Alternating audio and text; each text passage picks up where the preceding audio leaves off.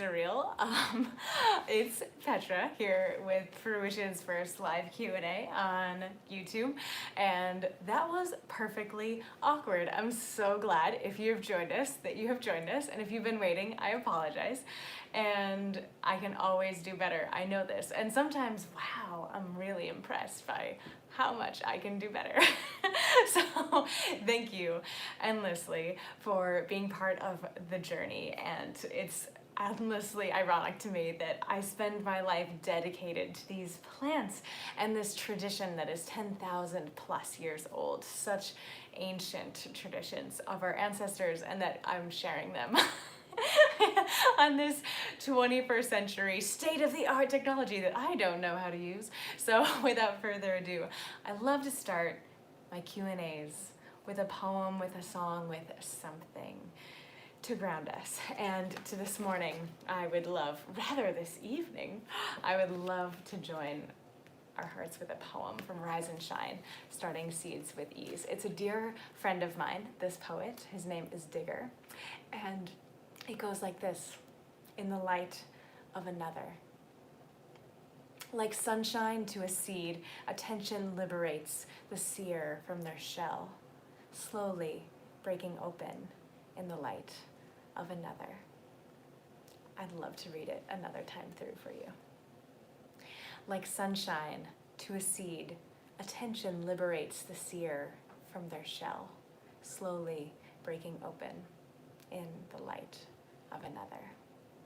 I love this poem because it reminds me of how much I appreciate the attention of so many friends and mentors, and certainly my father and all of the people who have gathered around me for decades now to answer my endless questions and to join me in the endless journey of joyfully and sometimes tearfully growing myself, as well as growing gardens and food and seeds.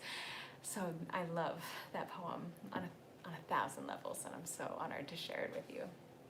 Well, I am delighted to join you, friends, for some live Q&A, and I'll take a look at my screen. I was hoping to be on my monitor where I know there's the words right there, and and so I'm not exactly sure how to see your questions, but if you have them, please type them, and hopefully they will pop right up on my screen.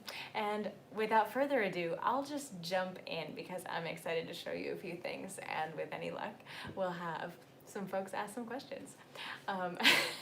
And I'm quite sure that because I don't see anything already, that means I don't have the technology straight on my end, but that's okay. Maybe I'm wrong. I'm wrong all the time, and I'd love to be wrong about this too. So I'd love to share with you what we're sowing right now. And we're sowing a lot of things right now in the ground directly, also transplanting them. And so sowing them indoors and taking them outdoors. And we've already started to transplant some things like lettuce and kale and Swiss chard and amazing little cabbages. But I'd love to show you some of the things that you can be direct sowing right now. And we're here in Zone 5. We're in Western New York in the Finger Lakes. So if you are at a similar stage in Zone 5, feel free. If it is already warmer for you, if you're Zone 6 or warmer, don't hesitate to jump in and sow these things too. And if you're a little colder than us, you can probably sow them, because these are things that you can sow simply after it frosts, after the snow melts, and then you'll be set. Basically, these are seeds. Once you see crocus blooming, they'll be good to go. So peas are, of course, the ultimate harbingers of spring, right? And spinach, Asian spinach, radish, kale, arugula, mesclun mix, especially our cold hardy, our winter green mesclun mix has been selected to regrow in cold temperatures times 10. So I wanted to share with you these peas though, because, oh man, there are so many different kinds of peas, and how does one decide? And I wanted to share a little trick with you, because there are both tall, full-size peas and short dwarf peas, and I love to sow them both at the same time, because here's the thing: the dwarf peas, they're only about 2.5 feet tall, and they will always They'll say dwarf on them, haha. And they mature much earlier. You know, they're only growing 2.5 feet tall, and then they're like, right, now I flower and produce peas for you. And so the full-size plants are going to be full size. They're going to be often 5-6 feet. So they're growing for a couple more weeks before they make flowers. So what that means is if you plant them on the same day, set the trellising up, walk away, then you will have dwarf peas coming on about 5-6 weeks later. And then by the time a few weeks later they are tapering off, the cascade of those full-size peas are just coming on. So it effectively doubles your harvest window to be sowing them at the same time, which is amazing. And of course there are shelling peas, there are snow peas, and there are snap peas, and I love them all. So you'll find on our website full-size and dwarf versions of all of those varieties. They're all heirlooms, and we grow them all because we love to eat them all, and really that's why we save seeds too. So yes, we are totally sowing peas right now, and we're also sowing, if you want to sow flowers, Phacelia is an awesome choice. Also calendula and borage, and poppies as well. And poppies are a little bit finicky. I personally am obsessed with the Papaver somniferum genus species of poppy. They're just absurdly beautiful. Look at that drama queen. Oh my God. So the thing is with poppies, they want to be establishing in the cold. And so people often have difficulty with poppies, but here's the thing. If you're establishing them in the cold, they're going to be just fine and thriving. So if you are planting them here in Zone 5 around Memorial Day or after, it's not cool enough. The soil is not cool enough, and that will actually stress out the plants and they won't establish as readily. But if you start them 4 weeks ahead, like basically we start our tomatoes and our peppers, our eggplants 8 weeks before the final frost, and we start our poppies then too. And then we're sowing them out about now. It's about 4 weeks before our final frost, give or take. So they have 3-4 pairs of true leaves. Just right now they're at 3. So we are transplanting them outside, and it's still nice and cool. We're hardening them off really well so that they are fully acclimating to the fluctuating temperatures, to the fact that it's not raining. Oh, it is raining now. And so, oh my gosh, I see a question. That's amazing. Lo and behold, this is live Q&A. Oh, and then it disappeared. Oh, these technical details. Thank you for bearing with me, friends. I'm so excited to actually have a meaningful conversation. I'm woefully capable of monologues. So let me see if I can find that again. Oh. Anyway, I don't know if I can. I haven't played enough with this, friends, and you'll have to forgive me. Top chat. Ooh, there you are. So Valerie asks, hello Valerie, thanks for bearing with me. I'm so glad you get to witness this primordial moment. Oh my gosh, and then it disappeared again. That's hilarious. They just want me to engage with it right away, so I've got to. Here I am. Valerie asks, I heard that P-tip from you before and tried it this year. Planted your sugar ann, yes, on one side, and the taller, wow, that is the disappearing question. Hilarious. And the taller later variety on the other side of the trellis. Amazing. Yes, Valerie, I'm so excited for you. It's such an awesome tip. I learned that from Don Tipping. He's Siskiyou Seeds in Williams, Oregon, and my life has never been the same.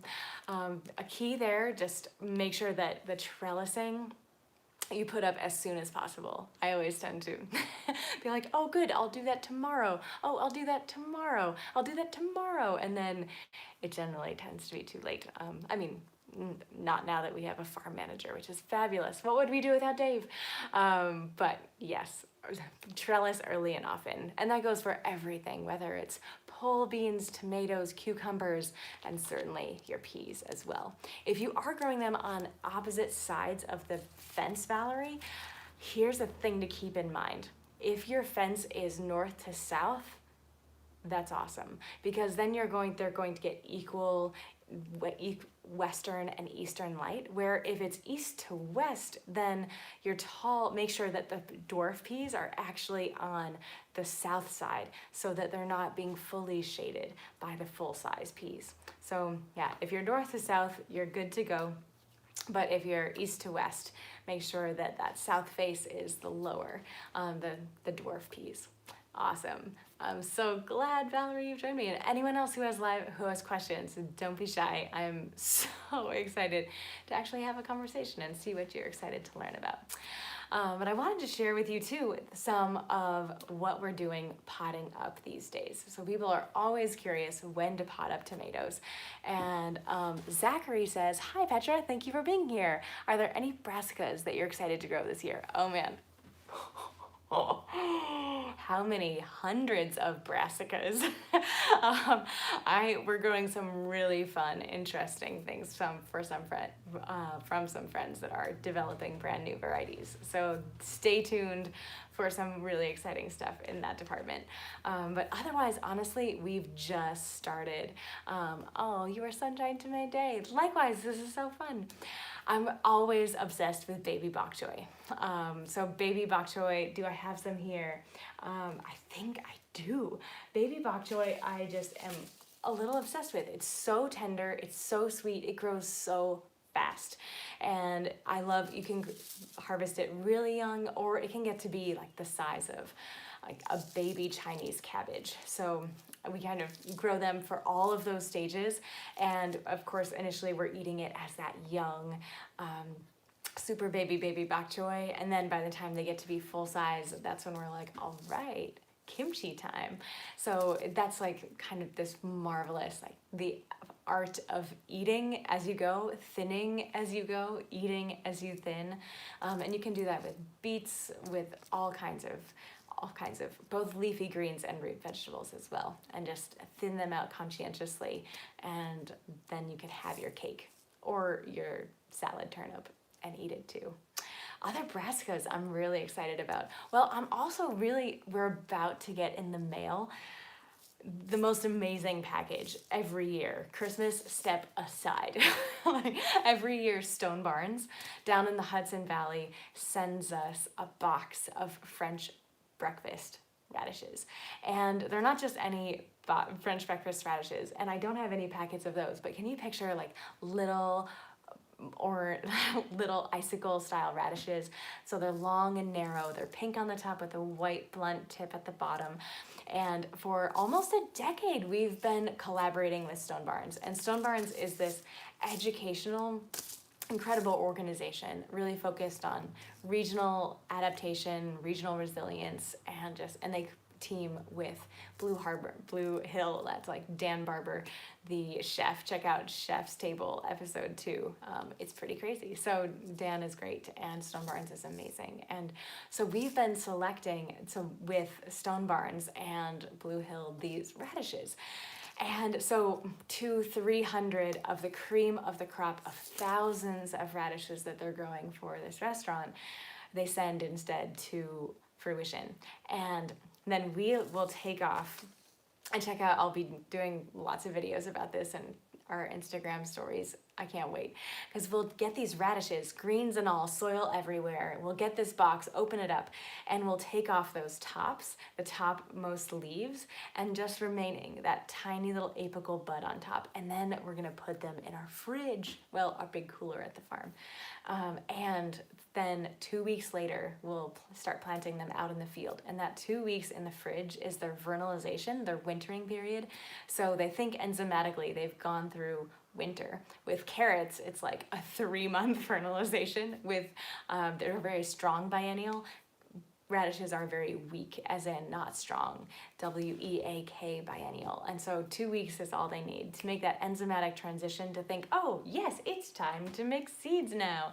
And They do. So basically, I'm sorry, now I'm rambling. These radishes, they grow in the Hudson Valley in glass houses. Then they send us the cream of the crop with exactly the proportion of green and white and pink and exactly the size and shape they're wanting. Instead of a tapering root, they really want that blunt end of a root. So we've been making these selections for generations, for almost 10 generations now. It's amazing. And we've made such great strides in improving the variety, both in terms of, that color distribution and the bottom of it, but also in terms of the pithiness, because perhaps you've noticed icicle type radishes, especially the French breakfast, tend to be that a lot more prone to pithiness compared to the round cherry bell style. So I saw there was another question, and let me jump back and jump into it. I love these Q&As. We love you too. I'm thinking it's time to pot up my tomatoes. Can't wait to hear how you do it. Yes. So I could talk about exciting brassicas all night. But there's a radish question. Are they great companion plants for any types of veggies? Yes. So honestly, they're great. There's lots of different ways to think about companion planting, and think about it in terms of light and height, and also plant chemistry, and also just space efficiency. So there's lots of different kind of lenses to look at companion planting through. And certainly, and then we're going to get to the tomatoes, my friend, I promise. So radishes are awesome companion plants, just in my mind, in terms of straight up space efficiency, because you can effortlessly just tuck them in places and they grow, and they don't have a huge foliage set, and they're very quick growing, so they're not going to compete under the ground or above the ground with other plants around. So I love, my favorite way to interplant and companion plant radishes is simply when I plant parsnips or carrots, which take their time to germinate, especially when you're growing a spring succession. We can, here in Zone 5, in the next 2-3 weeks, we'll be planting parsnips and carrots. And the soil is still on the cool side, so it's gonna take 2.5 weeks for them to germinate. Especially if we don't, which we do, put row cover on top of them. But those radishes in like 3-4 days are gonna leap up, and so are some weed seeds. So I love having those radishes every 6 inches in the row. So imagine my arm is that row of carrots that I'm sowing, and I sow my carrots, and then I put every 6 inches a radish, so that I know, oh, there's a radish, there's the row. They're going to be 2 inches tall by the time the carrots are a half inch tall. So it's a really nice way to just tune in, know exactly where that row is, so you can weed around it and feel really confident that you can weed efficiently, and that you know exactly where that row of carrots is, so you don't want to disturb them. So yeah, radishes are amazing. You can also tuck them in between, for example, if you have lettuce transplants. Oh, hi guys, like this lovely little lettuce transplant. Or if you have kohlrabi, purple kohlrabi, amazing, I love you. So you can plant these. If you're having like this winter density romaine, we're gonna plant it at 10-inch centers, so every 10 inches and on a staggered grid. And in between those, kind of in a staggered grid, juxtaposed on that staggered grid, we would plant some radishes. So by the time you're harvesting the radish, this is a huge plant getting ready to harvest, and so that is a perfect way to frame that interplanting little trick. So awesome question. And one more thing, my lettuce seedlings are getting big. Is it too soon to put them outside? Depends where you are. If you're here in Zone 5, you're good to go, approximately. You just wanna make really sure that you're hardening them off well. And it depends on the variety as well. So this winter density variety is awesome. Also, romaines in general, surprisingly, tend to have a pretty robust backbone of cold hardiness, as well as like bolt tolerance. So the romaines tend to be good in the summer as well as in the spring. Some varieties are more selected than others. And check it out, our flashy troutback variety, which is a romaine that has red speckles instead of green. Red as a pigment Oh, it's kind of amazing. It's like cold hardy and UV protectant, so it's like sunscreen. And so generally red lettuces, so including our new red fire, for example, is remarkably cold tolerant. In the fall, we'll harvest her often for Thanksgiving. And granted, that's under floating row cover, but like red in lettuces is often a really good sign for cold hardiness. But yeah, our winter density lettuce is fantastic. And so if you are growing a cool season lettuce and it's ready to go out now, set it out now. You want to harden it off for sure. So hardening off is basically gross blonde pear says, oh, I love it. No, that is a summer lettuce. So you could, if you're in zone 6 or warmer, plant it out. Make sure that you're hardening it off. I'll describe that in a moment. But yeah, that gross blonde is like my favorite lettuce of all time. In full disclosure, but she is solidly a summer lettuce. She's butter crunch, and all butter crunch is solidly summertime.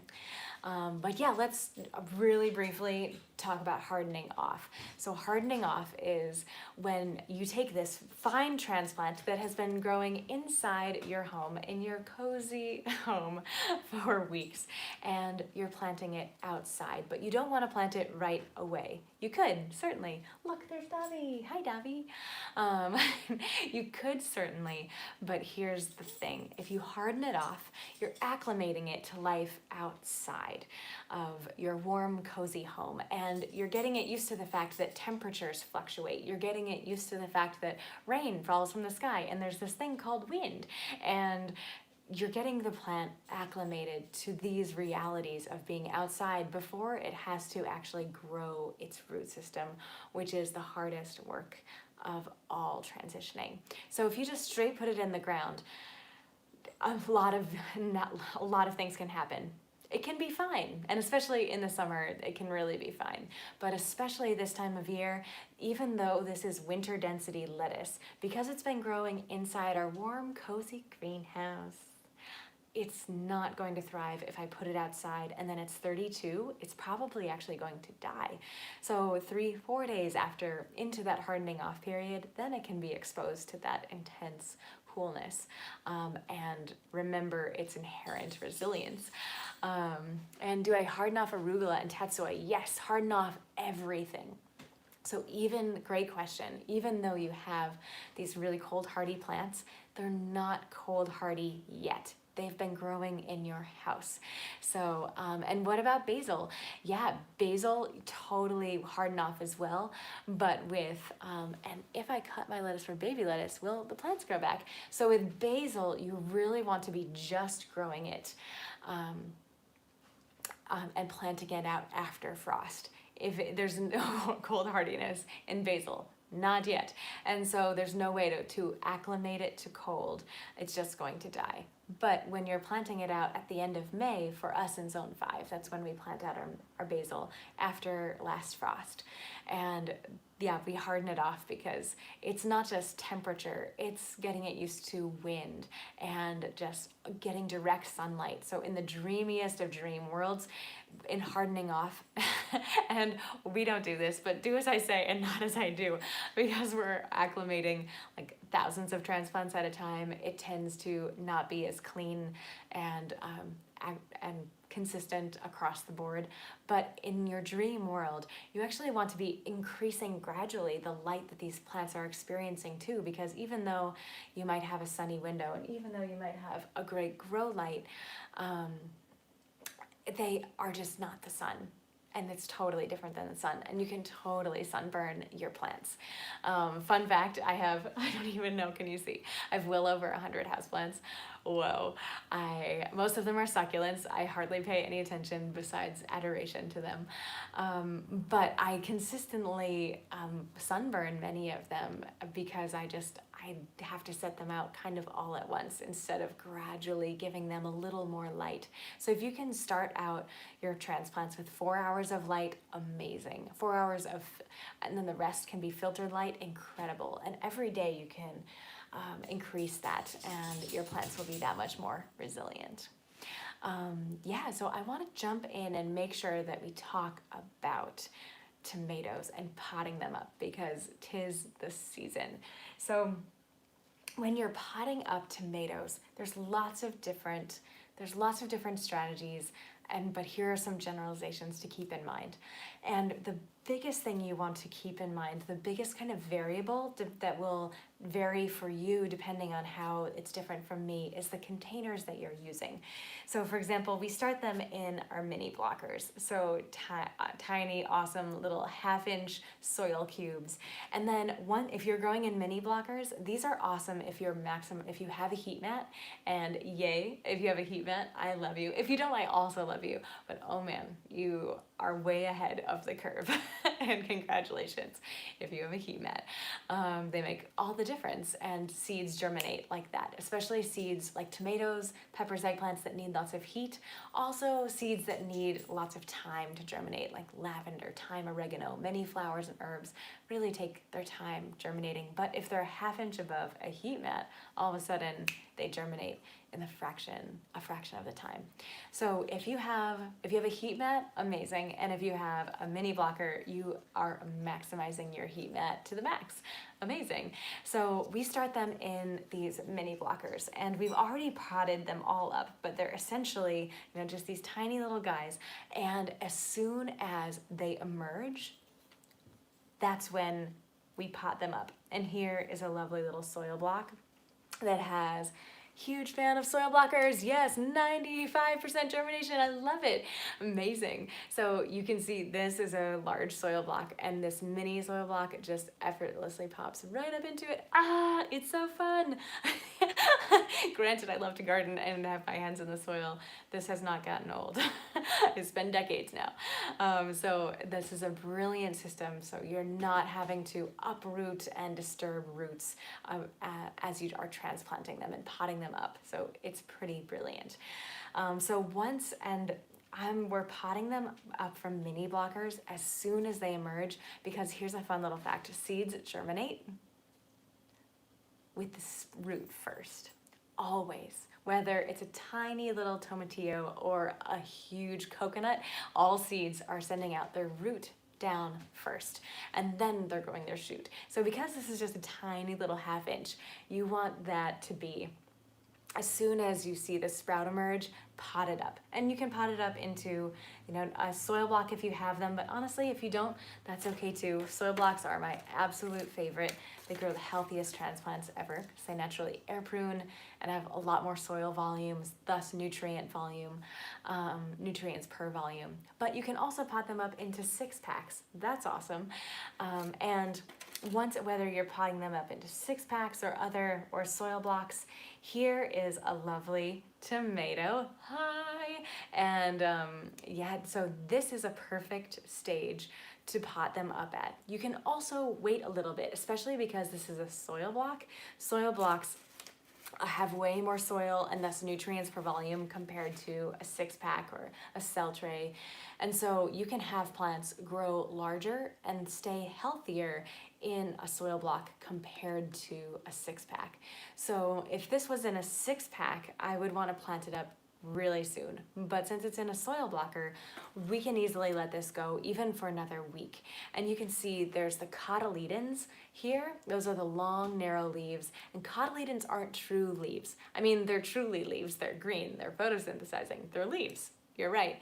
But they're not true leaves. They're actually the cotyledons. So inside the seed, they're curled up like this, and they just open up. They're literally solar arrays as they germinate.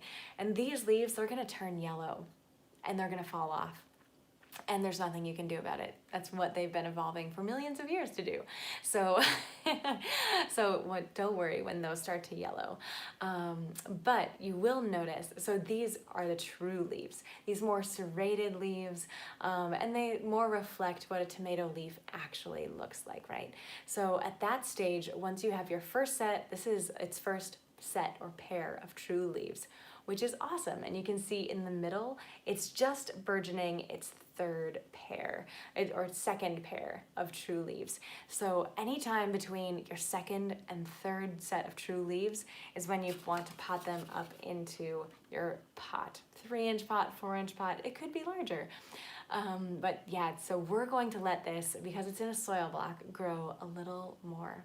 And fun fact about tomatoes, that is not true for peppers, eggplants, any other plant that you're potting up. All of this stem can turn into roots, and it will if you bury it in soil.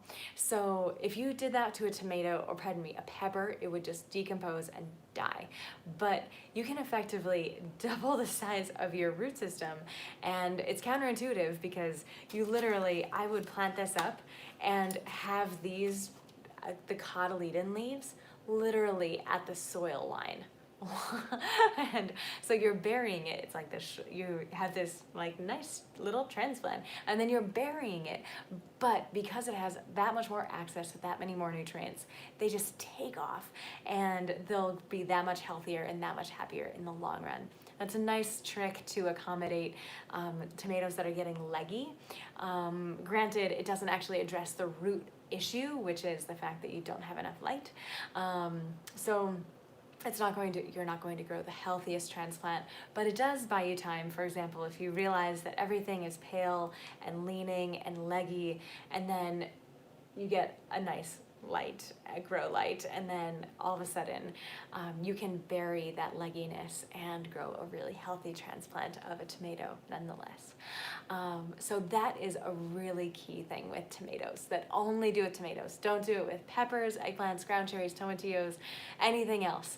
Potatoes and tomatoes are the only two classic garden vegetables that have this amazing adaptation. So now you know, and there you go. So yeah, potting up early and often is kind of my go-to.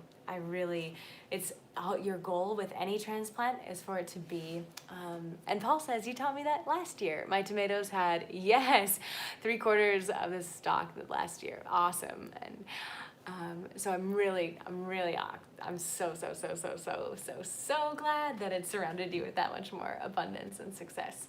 And it's just so fun. But yeah, your goal with any transplant, tomatoes, any transplant, is for them to be as short, as stout, as deep green as possible, as healthy as possible. So short because, the light, they have plenty of light. People often will be drawn to the taller tomatoes, and especially the tomatoes like at a nursery that are starting to flower and fruit. And heaven forbid, those are the most stressed plants.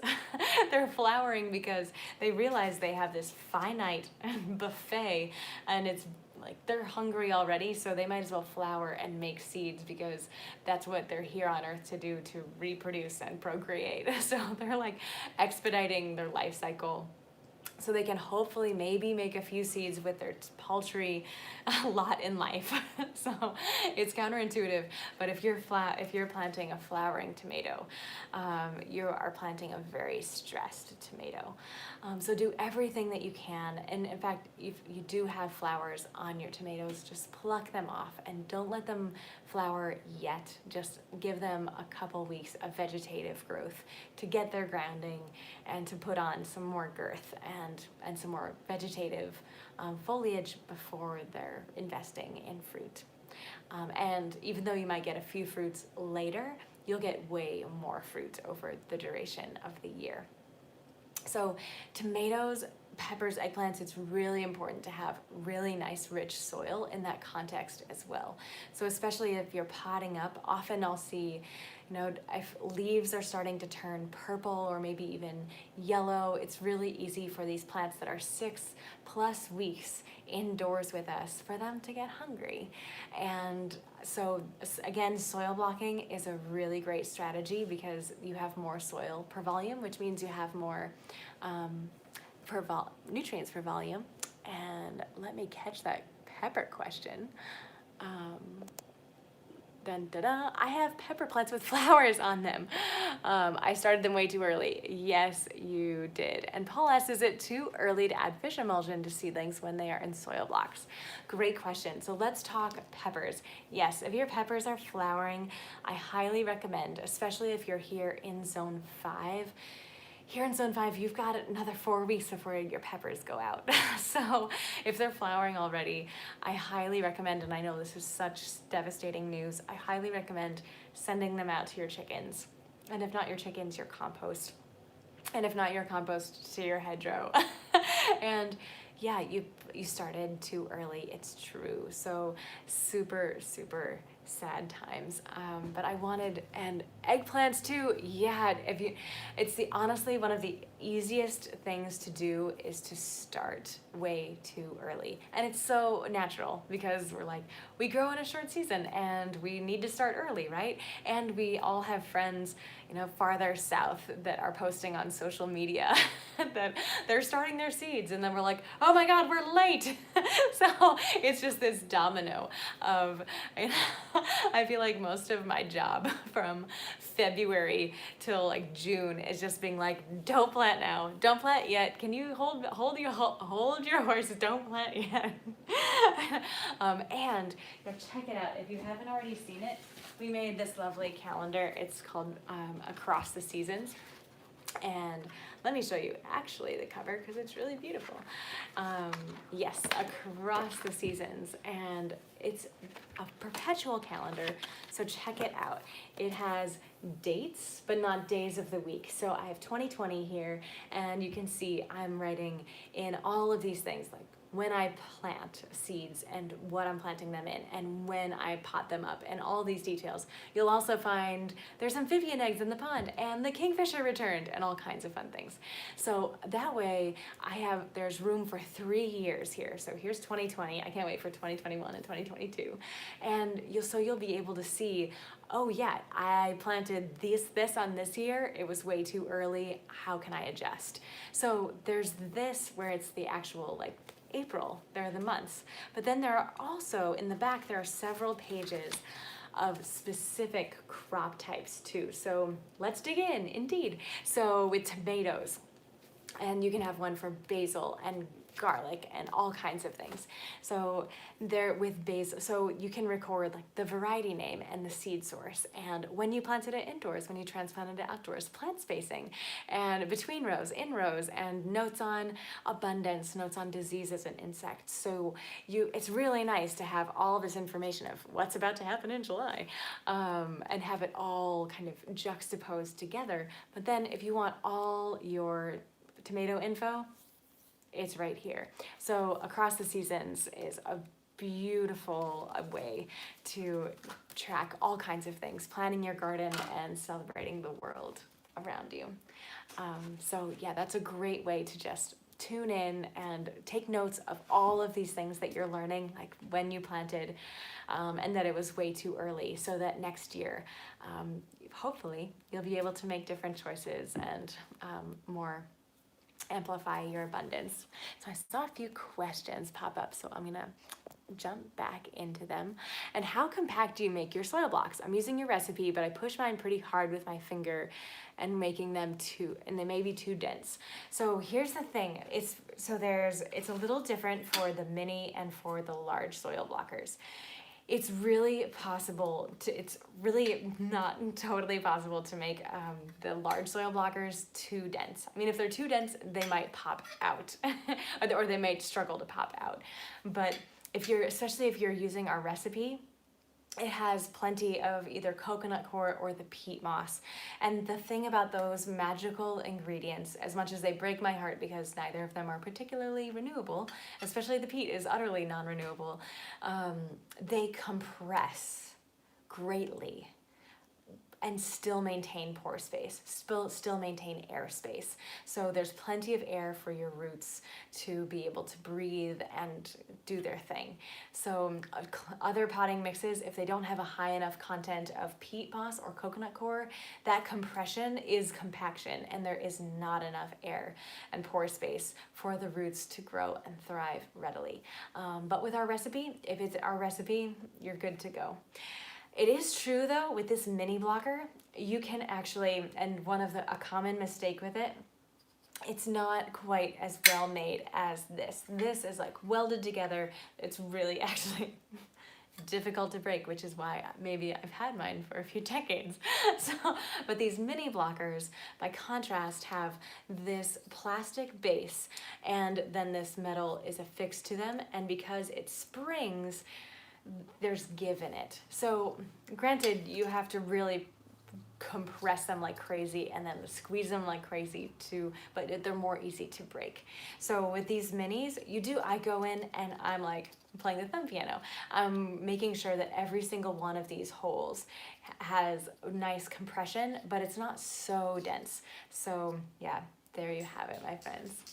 And I'll jump back because I think there's another couple questions that I'd love to address.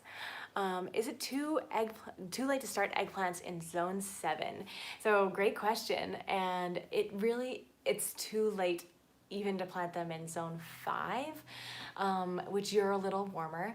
So here's the thing. You could technically start them.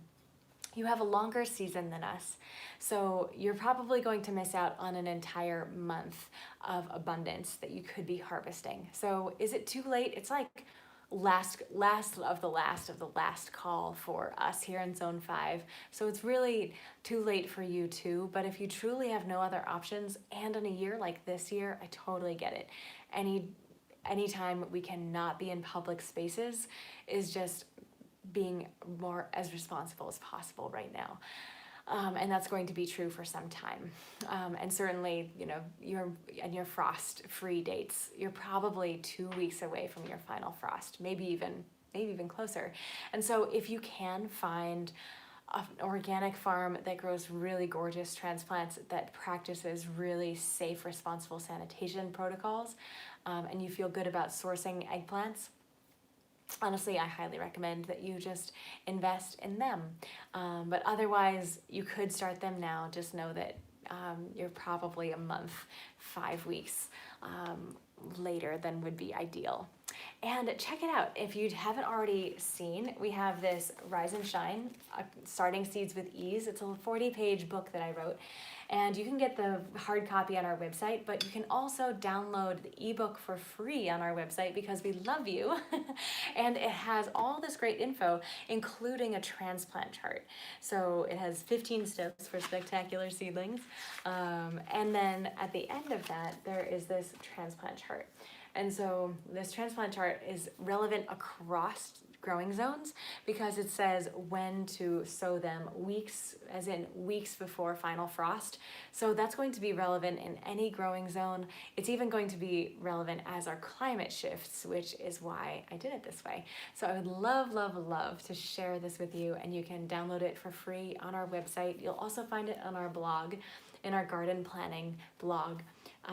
And we do, if you want all the downloadable version, it's just black and white. It's printer friendly, home printer friendly. So if you want the full blown beautiful bells and whistles of all the color and all the ink and all the loveliness, you can find them on our website as well. And there's a direct sowing chart and all kinds of fun stuff. But yeah, great question. And I'll jump back into the chat. I'm growing petunias, yay! Is it okay to leave them growing on a heat mat, or should they be off the heat mat as soon as they sprout? So here is a wonderful little key about heat mats. We love heat mats. I'm so glad you have a heat mat. And they are magnificent at increasing germination, and whether it's in time, quicker germination, but also just speeding and like actually making germination rates higher, because sometimes smaller, lighter, less vigorous seed with that extra temperature will germinate where they might not in cooler soils. So heat mats are amazing, and it's that germination rate that is really the magic of them. If there's nothing else that you need to go on your heat mat, your petunias will grow that much faster on the heat mat. And if you want them to grow that much faster, by all means, just leave them on the heat mat. If you are like us and you have this kind of constant successions of things that you're sowing, and so it becomes this carousel of, all right, now these are going on our heat mat because they need to germinate. And as soon as they germinate, we take them off so that the next seeds that need to germinate can go on. So any of those variables totally work. So yeah, if there's nothing else coming in the wings that needs the heat of that heat mat, by all means, just leave your petunias there. But as soon as they've germinated, if you have other things that you really want to tuck on, go ahead and tuck them on. Isn't this fun with my fingers on the screen? So sorry, friends. I can't wait to make this more fluid in the future. And you're darling for sticking around. I'm still going to attempt a few Turkish orange eggplants. Yes, over in zone 5 as much as I didn't make it. One last try. Yes. Zone 5, you're totally, I mean, it's like last call, but you're not nearly behind. And yeah, Turkish orange eggplants, there's no way you're going to find those in a nursery. So yes, do it. I'm so excited for you. And another thing to keep in mind too, younger transplants are often way more abundant because they're more healthy than older stressed transplants. So while it's tempting to start seeds too early, and I'm late. Oh, no, just barely. If you're here in zone 5, it's worth the final hurrah. For zone 7, you're thoroughly late, but zone 5, you're good. And because here's the thing, so many people started way too early, and that will always be true. But an older transplant is going to be more stressed, especially of peppers and eggplants, and then they just pout. And they just don't grow well, and they might flower, but they might not fruit. So I literally, I'm sure you've seen it. If you've gardened more than a few years, and especially if you started your own pepper seed, you've seen a pepper just pout and sit there. and it's growing maybe a little bit, but it's really not growing much. And so stressed peppers will just sit there and languish and pout all summer long. Same is true for eggplants. So yeah, if you can start them on the later side rather than the early side, especially if you don't have good light, you are giving yourself a great benefit. And a question on containers, fabric versus plastic. Yeah, so I actually brought a fun little container for our little show and tell. And yeah, these are recycled plastic water bottles. We have some other ones on our website as well, including these awesome, they're like raised beds. They're literally 6 feet long of fabric, and they're just awesome. I love them. So with those, I love fabric because here's the thing, they breathe. This is a permeable fabric, and so air is passing through, water passes through, and that means, among other things, that roots naturally air prone, right? For millions of years, roots, when they get to the edge of their container, when they hit the air, they turn around and go the other way. So they don't get as root bound. Plants don't get as root bound, and that's why I love these soil blocks for growing seedlings, and that's why I love fabric. And you want to make sure that you're getting a high quality fabric that is going to last years, and what we have on our website, I'm really confident they will last years as well.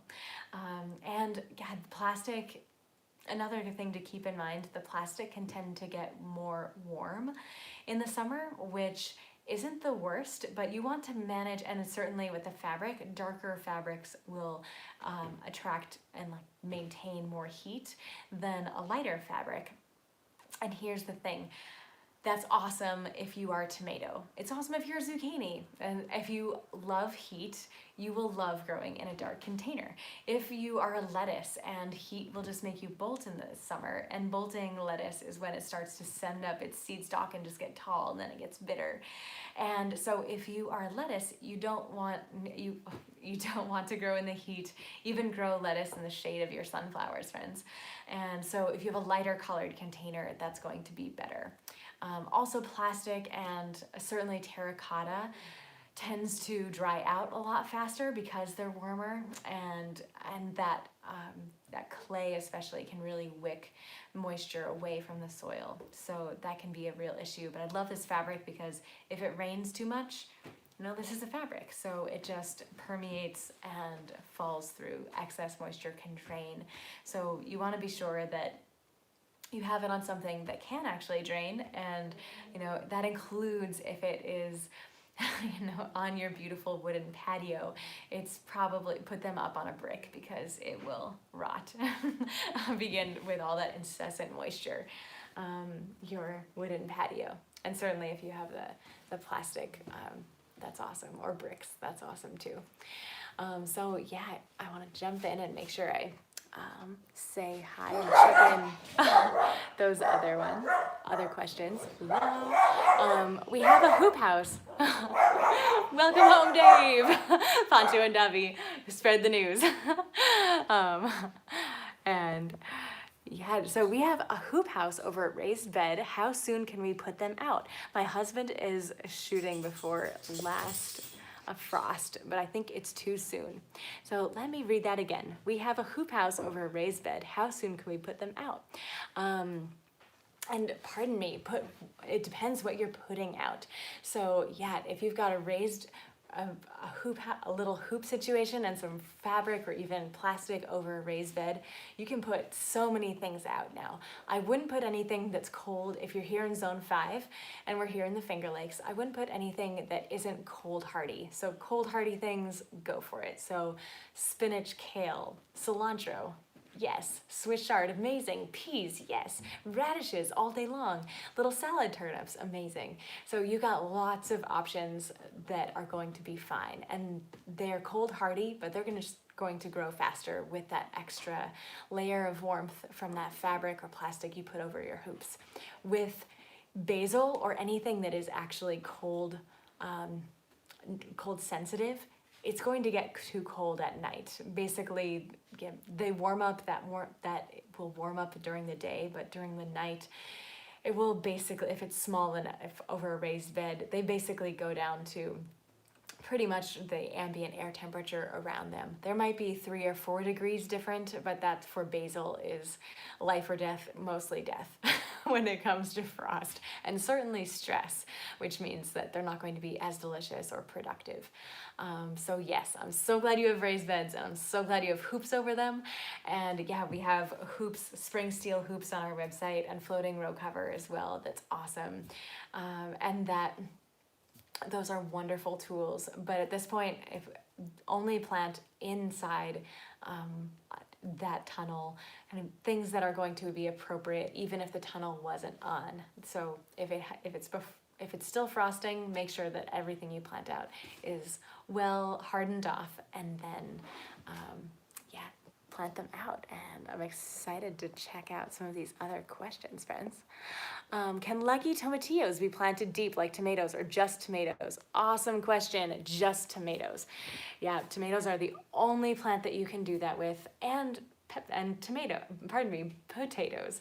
Also, and that's why we bury potatoes, right? You hill them and magically more potatoes grow. But yes, do not do that with your, don't do that with your tomatillos. They will just die, and promptly. And a question from Valerie, I love it. Every year my tomatoes roots grow down through my fabric pots and into the soil. Is my pot size too small? I was using 10 gallons. I bought 15 and 30 gallons this year. Amazing. Yeah, so your container is kind of always going to be small compared to the soil volume that's soil. And can they go in now? Potatoes. Here in zone 5, I would go 2 more weeks, let the soil warm up a little bit. And definitely follow us on Facebook, on Instagram if you don't already. I'll be shouting about when to plant potatoes and all kinds of other tricks around them. But yeah, with the tomatoes, oh my gosh, I hoped I wasn't going to lose my train of thought, but then I did. But your question, Valerie, container sizes. So basically any size container that you grow in is a thimble compared to the soil volume that your plants would have access to in a large garden soil. So the bigger is better is an American maxim that mostly makes me want to vomit, but when it comes to container gardening, it in fact is the way to go. Bigger is better, because more nutrients is more nutrients, and more soil is more nutrients. So the more soil and the higher quality soil you can offer them, the better. And we have a granular fertilizer. Perhaps you've seen it. It's like this awesome slow release organic fertilizer that you can put, honestly we put it on our farm by the ton, but we put it in our containers too. And we combine 1 cup to 1 gallon, 1 cup of the granular fertilizer to 1 gallon of soil, and really evenly mix it. And so that way every square inch has delicious nutrients just waiting to be discovered by your plants. And so making sure that you're filling those containers with exceptional, really high quality soil, nutrients, lots of compost, really more nutrient dense the better. And that slow release fertilizer we have is so key for making them happy for the entirety of the season. But also, honestly, if you don't already have fish emulsion in your life, that's another key for having an amazing nutrient-dense garden that's also, I mean, if their plants are healthier, they're more resilient in terms of disease and pests as well. So we spray everything with foliar, a feed of fish emulsion every week. And even if you do that twice a month, they're going to be notably healthier. And especially in container gardens, that makes all the difference. So I'm so glad you have 15 and 30 gallon containers now, Valerie, and yes, your tomatoes will be so ecstatic. And I still recommend, like with the 15 gallon, make it one tomato in that container. It's really easy for people to be like, this is a great big container, and put a few different plants in it and just resist.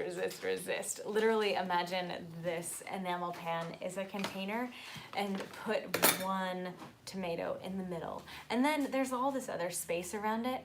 I love to make then just kind of a donut of salad mix of something that's going to grow quick. And so then by the time it's actually by the time you're actually harvesting it, then you're kind of having your cake and eating it too. You're having lots of abundance in the context of your container. And pardon, I'm oh, okay. So yeah, so I'm really excited to share that little detail with you, and check out our container gardening mini course is awesome as well. But that's a lovely trick. And I also will put like 1 tomato and then surround it by maybe parsley or basil. And that way you can be spreading them, like have a circle of smaller plants that don't need as many nutrients on the outside, and also they won't mind getting a touch of shade from the tomato as it grows. So yes, there are lots of ways and reasons to plant just 1 tomato in the middle of those containers, and then everything else around the side, and it will be, your tomato will be that much more abundant and that much more marvelous. Oh, and I want to correct myself. I said 1 cup of that granular per gallon. I would love to share that it's in fact a 1/4 cup of the granular fertilizer per gallon. So pardon me. I'm so glad to clarify that for you, friends. And there's lots more info on our website too about that as well. But yeah, I'm so glad you have that 30 gallon container too. Big containers make all the difference. And and yeah, 1 cup sounded like an awful lot. Yeah, it's a 1/4 cup. I'm so glad. I feel this is why it is a live conversation. Keep me honest, friends.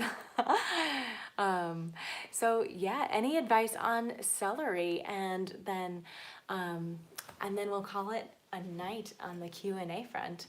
So any advice on celery? Yes, celery is not an easy vegetable to grow.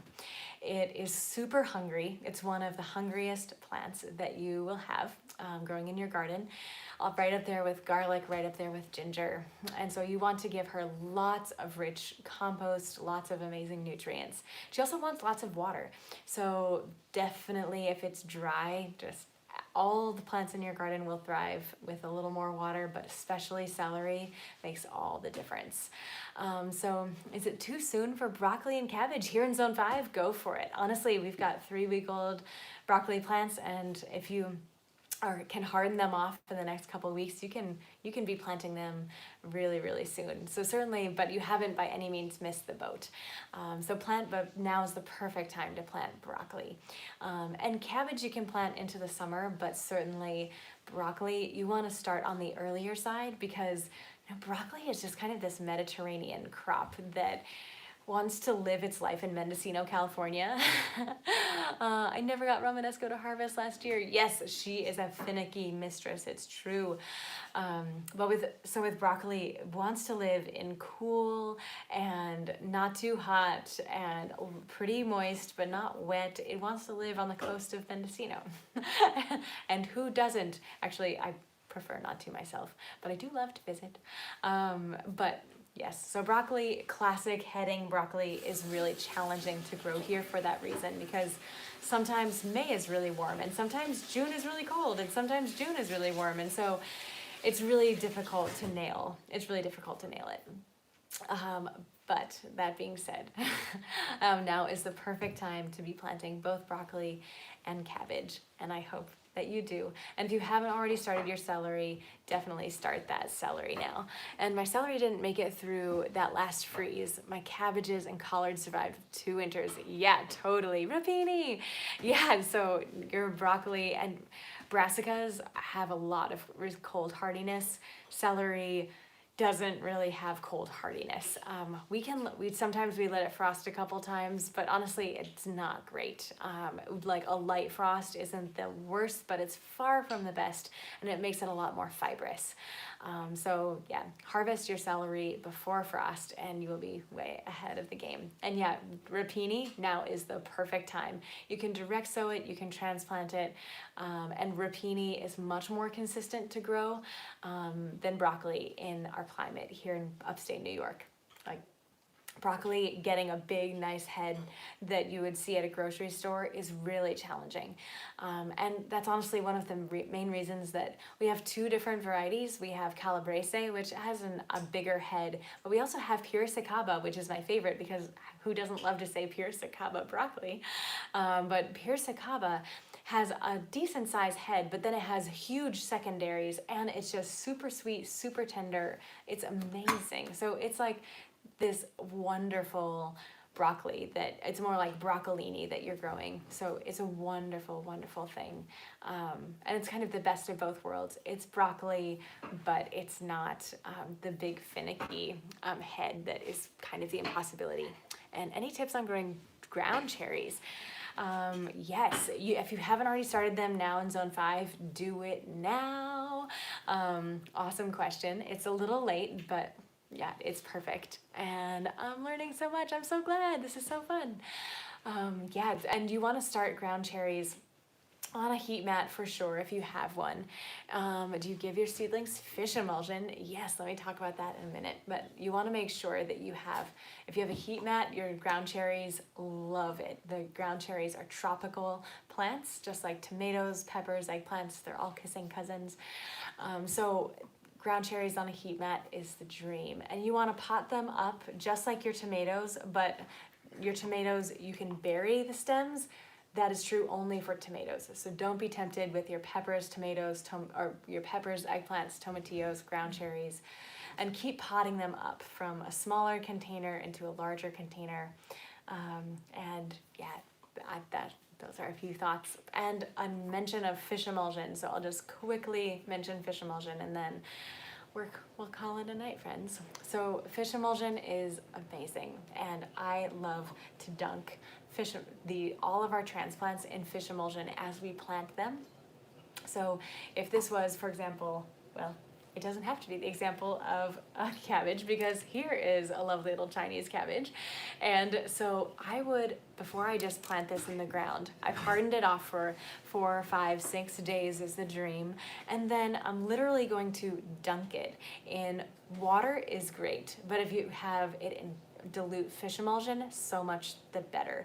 It's like you're gonna climb a mountain, you better eat breakfast. So this plant is about to climb a mountain, growing for the rest of the season, and give it a good breakfast. I mean, you've been growing it in good high quality soil to begin with, but if you dunk it in water that has that dilute fish emulsion, and the dilution is 1 ounce of fish emulsion to 1 gallon of water, and you only want to make as much as you need for that moment. It doesn't last once it's out of concentration, once it's diluted. So you dunk it in, and that helps loosen the soil, helps the roots have that much more water and then nutrients with the fish emulsion, so that they can instantly begin to regrow and not have any hesitation once they're planted in your garden. So that's the dream. And so we honestly don't feed fish emulsion on any of our transplants that are less than 4 weeks old. They just don't need it. There's plenty of soil in the soil block. There's plenty of nutrients in the soil block. But once we're growing tomatoes that we're potting up, if they're more than 5 weeks old, then we start to once a week feed them with fish emulsion. And certainly continuing to pot them up is a really important way to continue to give them fresh soil, fresh nutrients to enjoy. But having that combination of potting them up into rich soil and having fish emulsion that you're spraying on them.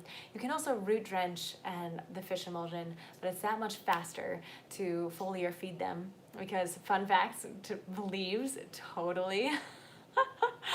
leaves totally absorb nutrients. It's like if I'm eating a piece of banana bread and I'm absorbing the nutrients in my hand before it even gets to my mouth. Amazing. The leaves are actually absorbing nutrients, just like the roots are absorbing nutrients. Amazing. So foliar feeding is genius. Just, make sure you have a special spray bottle that says fish emulsion, and that is your dedicated fish emulsion spray bottle, because it is stinky. I'm not going to lie. And so only for, an hour or so. If you're doing it indoors, I highly recommend doing it on a day that is warm enough you can have your plants outside, and then the breezes will waft it away. But yeah, that's how we feed with fish emulsion. So friends, this has been a marvelous time together. Thank you so much for joining me. I can't tell you how much it means to join you on a Friday night and just talk plants. So I begin and end all our Q&As with a poem, with a song, with something. And tomorrow, if you're not done with Q&As, I'll be on Facebook, on Fruition Feed's Facebook page at 10 a.m., Instagram at 11. And Instagram at 11 will actually be ASL, American Sign Language. It will be signed by my friend Kira, so it's going to be amazing. So here is our final poem of the evening, In the Light of Another. Like sunshine to a seed, attention liberates the seer from their shell, slowly breaking open in the light of another. I'll read that once more. Like sunshine to a seed, attention liberates the seer from their shell, slowly breaking open in the light of another. I love this poem for a lot of reasons. So thank you for being both the attention and the seed and the seer and the shell that's breaking open all together. It's such a joy to grow gardens, and I'm quite confident they grow us more than we grow them. And it's such a joy to grow with you all as well, friends. Good night.